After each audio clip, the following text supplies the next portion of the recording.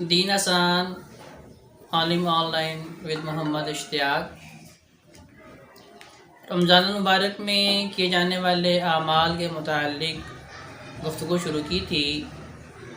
رمضان المبارک میں سب سے پہلا عمل تو یہی تھا کہ روزے کا اہتمام کیا جائے۔ روزے کے سائنسی، روحانی، طبی فوائد کے اوپر گفتگو ہو چکی ہے۔ دوسرا عمل جس کا اہتمام رمضان المبارک میں ہمیں کرنا چاہیے وہ ہے قیام اللیل، جسے نماز تراویح یا صلاۃ تراویح بھی کہا جاتا ہے۔ نبی کریم صلی اللہ علیہ وآلہ وسلم کی حدیث مبارکہ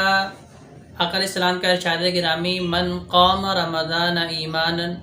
واحتسابا غفر له ما تقدم من ذنبه، جس شخص نے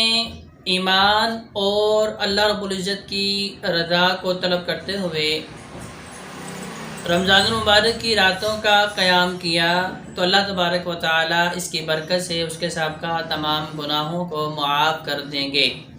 صحیح البخاری حدیث نمبر 2008 اور صحیح المسلم حدیث نمبر 759۔ حضرت عائشہ صدیقہ رضی اللہ تعالیٰ عنہ بیان کرتی ہیں کہ نبی کریم صلی اللہ علیہ وآلہ وسلم ہمیشہ تہجد کی نماز کا اہتمام کیا کرتے تھے۔ تو صحابہ کرام رضوان اللہ علیہ مجمعین نے پوچھ لیا کہ ہمیں بتائیے نبی علیہ السلام کی رات کا معمول کیا ہے، آپ کتنی رکعات پڑھتے ہیں اور کیسے پڑھتے ہیں؟ تو حضرت عائشہ رضی اللہ تعالیٰ عنہ نے فرمایا کہ نبی کریم صلی اللہ علیہ وآلہ وسلم رمضان اور غیر رمضان میں قیام اللیل 11 رکعات کیا کرتے تھے، اور ان کا قیام، رکوع اور سجدہ بہت خوبصورت اور بہت طویل ہوا کرتا تھا، جس کے بارے میں صدیقہ کائنات فرماتی ہیں کہ میں انہیں الفاظ میں بیان نہیں کر سکتی۔ البتہ ایک رمضان المبارک میں نبی کریم صلی اللہ علیہ وآلہ وسلم نے 3 رات اجتماعی طور پہ قیام اللیل بھی فرمایا ہے۔ 23ویں شب، 21ویں شب، 23ویں شب اور 25ویں شب، اور کچھ روایات میں آتا ہے کہ 23، 25 اور 27ویں شب۔ 23ویں شب کو قیام فرمایا، نصف رات تک لوگوں نے، صحابہ نے آپ کے ساتھ قیام فرمایا، اور 24ویں رات کو نبی علیہ السلام نے قیام نہیں فرمایا۔ 25ویں شب آئی، صحابہ کرام کی تعداد پچھلی شب سے زیادہ تھی، دگنی تھی، تو نبی علیہ السلام نے آدھی رات سے بھی زیادہ قیام فرمایا۔ 26ویں شب گزری، اور پھر 27ویں شب میں نبی کریم صلی اللہ علیہ وآلہ وسلم نے بہت لمبا قیام فرمایا، حتیٰ کہ صحابہ فرمانے لگے ہمیں یوں لگا کہ شاید ہمیں سحری کرنے کا بھی وقت نہیں دیا جائے گا۔ تو نبی کریم صلی اللہ علیہ وآلہ وسلم نے یہ 3 راتیں قیام فرمایا۔ 28 شب میں نہیں فرمایا، 29ویں شب میں پھر صحابہ کرام مسجد نبوی میں بہت کثیر تعداد میں جمع ہوئے، اور اس انتظار میں تھے کہ نبی علیہ السلام کے ساتھ قیام اللیل کریں گے، لیکن آقا علیہ السلام اپنے حجرہ مبارک سے باہر نہیں نکلے۔ صحابہ کرام کھانستے بھی رہے کہ تاکہ اپنے مسجد نبوی میں ہونے کا ثبوت دیتے رہیں، لیکن نبی علیہ السلام نہیں آئے، اور صبح آ کے نبی صلی اللہ علیہ وسلم نے فرمایا کہ مجھے تمہارے آنے کی خبر تھی، مجھے پتہ چل چکا تھا کہ تم مسجد نبوی میں تشریف فرما ہو، لیکن میں اس خوف سے نہیں آیا کہ کہیں تمہارا ذوق شوق دیکھ کے اللہ تبارک و تعالی اس نفل نماز کو، اس نفل عبادت کو تمہارے اوپر کہیں فرض نہ کر دیں۔ تو جی سامعین، اس حدیث مبارکہ سے ہمیں یہ پتہ چلا کہ نبی کریم صلی اللہ علیہ وآلہ وسلم نے جو 3 راتوں کو اجتماعی قیام فرمایا ہے اس میں 11 رکعات پڑھی ہیں۔ 8 رکعت اسے قیام اللیل یا صلاۃ تراویح کہا جاتا ہے، اور ساتھ میں 3 وتر آقا علیہ السلام نے پڑھے ہیں۔ یہ حدیث مبارکہ جامع ترمذی حدیث نمبر 806، ابو داود حدیث نمبر 1375، سنن نسائی حدیث نمبر 1605، سنن ابن ماجہ حدیث نمبر 1327 میں صحیح سند کے ساتھ موجود ہے۔ تو اس واقعے سے اور اس حدیث مبارکہ سے یہ بات بالکل واضح طور پہ ہمارے سامنے آ چکی ہے کہ نبی علیہ السلام نے 11 رکعات سے زیادہ نہ خود پڑھی ہیں اور نہ صحابہ کرام کو پڑھائی ہیں۔ البتہ بات یہ رہی کہ عہد عمر فاروق رضی اللہ تعالیٰ عنہ میں حضرت عمر فاروق نے 20 رکعات کا اہتمام فرمایا تھا، تو اس حدیث کا بھی تھوڑا سا تحقیقی جائزہ آپ کے گوش گزار کرنا چاہوں گا کہ موطا امام مالک میں ہے جلد نمبر 1 پیج نمبر 73 کہ حضرت عمر فاروق رضی اللہ تعالیٰ عنہ نے حضرت ابی بن کعب رضی اللہ تعالیٰ عنہ اور حضرت تمیم داری رضی اللہ تعالیٰ عنہ کو امام مقرر فرمایا، اور یہ تب فرمایا کہ جب حضرت عمر فاروق مسجد نبوی میں تشریف فرما ہوئے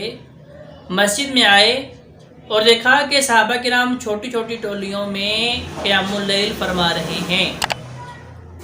جماعت کے ساتھ، کہیں 10 بندے، کہیں 20، کہیں 50۔ تو حضرت عمر فاروق رضی اللہ عنہ نے فرمایا کہ یہ طریقہ تمہارا اچھا نہیں ہے، میں چاہتا ہوں کہ پھر تمہیں ایک امام کے پیچھے جمع کر دوں۔ تو اس وقت سے سب سے بہترین قاری قرآن حضرت ابی بن کعب اور تمیم داری رضی اللہ تعالی عنہما کو حضرت عمر فاروق رضی اللہ تعالیٰ عنہ نے امام مقرر فرمایا، اور فرمایا کہ ایک ایک دن آپ لوگ ان لوگوں کو قیام اللیل کروائیں گے، اور کتنا کروائیں گے؟ وہاں 11 رکعات کا ہی ذکر ہے، کیونکہ یہ ممکن بھی نہیں ہے کہ نبی علیہ السلام کی سنت اور ہو اور حضرت عمر فاروق رضی اللہ تعالیٰ عنہ اس کے خلاف کوئی حکم صادر فرما دیں اور اس حکم پہ صحابہ کرام پھر خاموش بھی ہوں۔ اب یہ سلسلہ چلتا رہا 20 راتیں، سنن نبی داود کے اندر حدیث موجود ہے، یہ دونوں حضرات 20 لیلتن 20 راتوں تک قیام فرمانے کے بعد 21ویں شب کو مسجد میں نہیں آئے، اس عذر سے کہ نبی کریم صلی اللہ علیہ وآلہ وسلم نے جو عمل مسلسل پورا مہینہ نہیں کیا، ہم بھی وہ عمل نہیں کریں گے۔ لہذا حضرت ابی بن کعب اور حضرت تمیم داری رضی اللہ تعالیٰ عنہما نے بھی صرف 20 راتوں تک یہ قیام کروایا اور 11 رکعات ہی پڑھائیں۔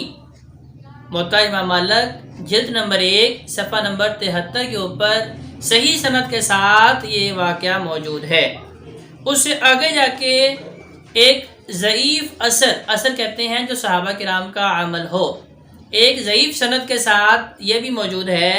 کہ عہد عمر میں صحابہ کرام 23 رکعات پڑھا کرتے تھے، 20 راتیں تراویح اور 3 وتر،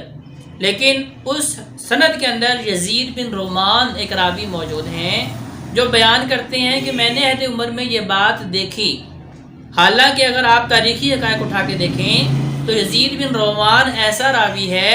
جو عہد عمر کے اندر موجود ہی نہیں تھا، اس کی پیدائش اس زمانے کی تھی ہی نہیں، تو اس اعتبار سے یہ سند انتہائی کمزور درجے کی ہے،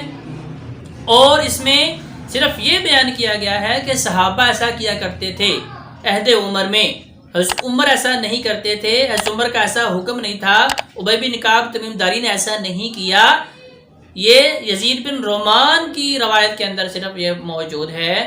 اور اس روایت میں یہ بھی جہالت موجود ہے کہ وہ صحابہ کون سے تھے جو یہ عمل کرنے والے تھے، تو یہ سارے کا سارا ایک مبہم اور ایک مشکوک معاملہ ہے۔ تو جب ہمارے پاس صحیح سند کے ساتھ جامع ترمذی میں، ابو داود میں، نسائی میں، ابن ماجہ میں 4 مستند کتابوں کے اندر صحیح سند کے ساتھ نبی کریم صلی اللہ علیہ وآلہ وسلم کا عمل ہمارے پاس موجود ہے، حضرت عائشہ رضی اللہ تعالیٰ عنہ کی روایت کے مطابق کہ نبی کریم صلی اللہ علیہ وآلہ وسلم رمضان اور غیر رمضان بخاری مسلم کے اندر موجود ہے کہ آقا علیہ السلام 8 رکعات ساتھ میں 3 وتر ملا کے تو 11 رکعات پڑھا کرتے تھے، اور جن 3 راتوں میں 23، 25، 27 میں نبی کریم صلی اللہ علیہ وآلہ وسلم نے قیام اللیل فرمایا ہے، اس میں بھی آقا علیہ السلام نے 11 رکعات پڑھائی ہیں۔ تو جی سامعین، ہمیں رمضان المبارک میں قیام اللیل کا اہتمام کرنا ہے، چونکہ نبی کریم صلی اللہ علیہ وآلہ وسلم نے ساری زندگی قیام اللیل فرمایا، کوئی بھی دن قیام اللیل ترک نہیں فرمایا، اور اللہ تبارک و تعالیٰ نے اہل ایمان کی یہ خوبی بھی بتائی ہے کہ تتجافى جنوبهم عن المضاجع يدعون ربهم خوفا وطمعا ومما رزقناهم ينفقون کہ اہل ایمان جو ہے ساری رات سو کے نہیں گزارتے، بلکہ رات کا کچھ حصہ اللہ کے سامنے قیام میں گزارتے ہیں۔ تو یہ انبیاء کا شیوہ ہے، صحابہ کا شیوہ ہے، اولیاء اللہ کا شیوہ ہے، اسلاف کا شیوہ ہے کہ اگر آپ رب کا تقرب چاہتے ہیں تو پھر رات کے قیام کو اپنا شیوہ بنائیں، اپنا معمول بنائیں، کیونکہ اس وقت میں اللہ تبارک و تعالی آسمان دنیا پہ آ کے بندے کو پکار رہے ہوتے ہیں کہ کوئی بیمار ہے مجھ سے شفا مانگ لے، کوئی بھوکا ہے اپنے رزق کا سوال مجھ سے کر لے، کوئی مقروض ہے، کوئی سائل ہے، اپنی حاجت میرے سامنے رکھ لے۔ تو اس گھڑی میں، اس عالم میں اللہ تبارک و تعالی آسمان دنیا پہ اتر کے بندے کو پکار رہے ہوتے ہیں۔ تو اگر اس گھڑی میں بندہ اللہ کے دربار میں کھڑا ہو کے اللہ کو پکارے گا تو اللہ تبارک و تعالی کو بندے کا حاضر ہونا بڑا مقبول اور بڑا منظور ہوتا ہے۔ اور خاص طور پہ رمضان المبارک میں وہی اجر و ثواب جو امام الانبیاء علیہ السلام نے روزے کا فرمایا کہ جس نے اللہ کو راضی کرنے کی نیت سے ایمان ہوتے ہوئے روزہ رکھا، اللہ صاحب کا سارے گناہ معاف کر دیں گے۔ یہی اجر و ثواب نبی علیہ السلام نے رات کے قیام کا فرمایا، لیکن روزے کو فرض رکھا اور رات کے قیام کو نفل رکھا تاکہ لوگوں کے لیے سہولت بھی رہے۔ اگر کوئی بیمار ہے، کوئی کمزور ہے، وہ نہیں کر سکتا تو اس کے اوپر اس چیز کو لازم نہیں کیا، لیکن اجر و ثواب کے اعتبار سے، حیثیت، مقام، مرتبے کے اعتبار سے دونوں کو برابر رکھا گیا ہے۔ اللہ تبارک و تعالیٰ سے دعا کرتے ہیں کہ اللہ ہمیں راتوں کا قیام کرنے کی ہمت توفیق عطا فرمائے، رمضان المبارک کی بابرکت ساعتوں سے فائدہ اٹھانے کی ہمت توفیق عطا فرمائے۔ اقول قولی ھذا استغفر اللہ لی ولکم ولسائر المسلمین والمسلمات۔ السلام علیکم ورحمۃ اللہ وبرکاتہ۔